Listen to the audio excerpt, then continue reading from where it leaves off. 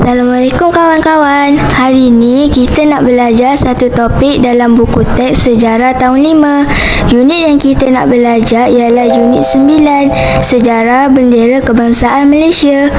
Jom ikuti saya meneroka bukti sejarah bendera kebangsaan. Bendera kebangsaan ialah lambang kemegahan sesebuah negara. Mengetahui dan memahami identiti bendera kebangsaan dapat memupuk rasa bangga terhadap negara. Unit ini akan membincangkan sejarah nama, maksud dan warna lambang serta etika menaikkan dan menurunkan bendera kebangsaan.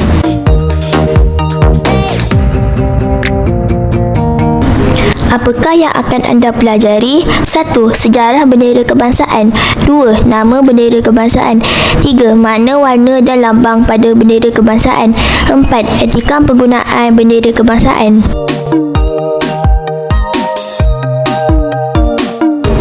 Asas kemahiran pemikiran sejarah. 1. Meneroka bukti sejarah bendera kebangsaan.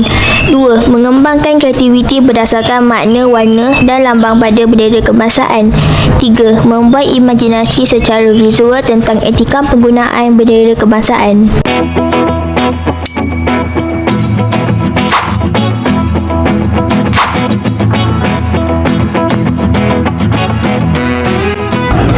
Sebelum tertubuhnya Malaysia atau Persekutuan Tanah Melayu, Kerajaan Majapahit yang memerintah ketika itu.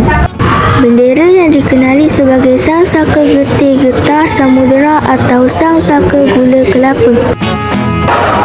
Pada 1 Julai 1896 pula, negeri-negeri Melayu bersekutu ditubuhkan dan satu bendera telah digunakan untuk mewakili kerajaan waktu. Apabila negeri-negeri Melayu bersekutu bergabung dengan negeri-negeri Selat dan negeri-negeri Melayu tidak bersekutu membentuk Malayan Union. Bendera masih sama dikekalkan. Pada tahun 1949, Majlis Raja-Raja telah mengadakan pertandingan untuk memilih reka bentuk bendera bagi kerajaan yang bakal dibentuk. Daripada 373 reka bentuk, hanya 3 dipilih. Reka bentuk pertama berlatarkan warna biru mempunyai 2 keris merah yang bersilang di tengah dan sebelah mengelilinginya.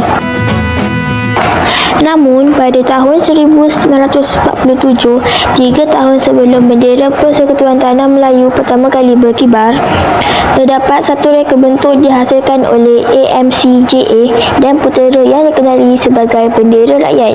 Namun, ia tidak diiktirafkan oleh British dan Raja-Raja Melayu ketika itu. Apabila pembentukan Malaysia pada tahun 1963, bendera Malaysia sekali lagi diubah pada bilangan jalur-jalur dan pecahan bintang. Reka bentuk kedua sama seperti reka bentuk pertama, tetapi 11 bintang diubah membentuk bintang. Reka bentuk ketiga, bendera yang mempunyai 11 jalur biru, putih, bulan sabit dan bintang. Bendera ini diinspirasikan daripada bendera Johor. Reka ketiga yang dihasilkan oleh Muhammad bin Hamzah yang merupakan arkitek Jabatan Kerja Raya daripada negeri Johor.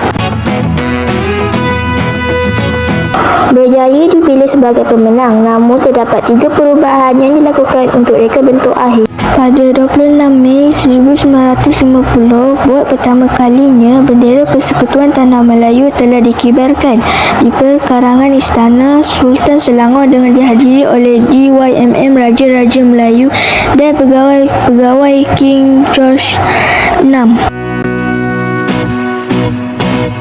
Bendera kebangsaan merupakan identiti negara dan menjadi lambang kemegahan rakyat. Bendera kebangsaan menjadi simbol penyatuan setiap individu tanpa mengira kaum dan agama. Sebagai warga negara yang patriotik, kita perlu mengetahui dan memahami sejarah penciptaan bendera kebangsaan negara kita. Memahami sejarah dan kronologi penciptaan bendera kebangsaan membolehkan kita menghargai kreativiti serta usaha pemimpin terdahulu. Bendera kebangsaan ialah lambang identiti negara dan menjadi kebanggaan rakyat. Kita perlulah mengetahui nama dan memahami maksud nama bendera kebangsaan Malaysia. gemilang ialah nama bendera kebangsaan. Menyanjungi dan menghormati jalur gemilang menjadi tanggungjawab semua warga negara.